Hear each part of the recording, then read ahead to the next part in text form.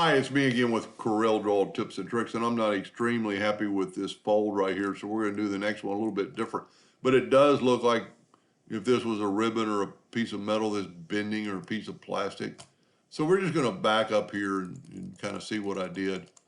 We did the ring in the previous video, so I'm going to just delete this. I don't use the interactive fill tool too much. I can't get it to do both on both ends, so we're going to use that same color. We're going to fill that in. And then we're going to left click, right click, and didn't really have to right click because it's already there. Now we're going to take a 2-point line and we're just going to cut a line through here using the Smart Fill tool to move those two pieces separate. So now we can use the interactive fill tool. So on this one, we need to be dark right here. So let's zoom in, get the interactive fill tool and go from here to here and then make this a black.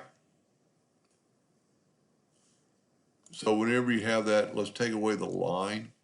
The line was probably giving us trouble. There we go. Now the only thing I don't like about this V is I'm getting into the same problem I had earlier, but you can turn your handle like right in here to keep it off that other part. That doesn't look half bad. Now on this one, I'm going to get rid of that. We're going to kind of fill this in with the same color on the Smart Fill. And we're going to get rid of the outline. And we're going to do the same thing, but this time we want it to get darker going uphill. So get this interactive fill tool and just kind of go uphill and then just drag a black color. That's probably too much, but that looks pretty good. Now you can bring these two pieces together. And since I have not nudged or moved anything, I can nudge everything just back over. I'd go ahead and Control G and group it and then nudge it over your star. Let's zoom in.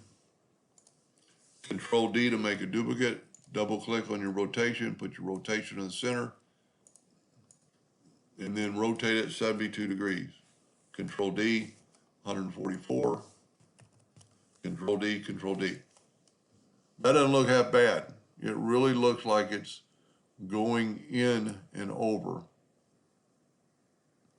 Anyway, I hope that helped a little bit, and thank you for watching.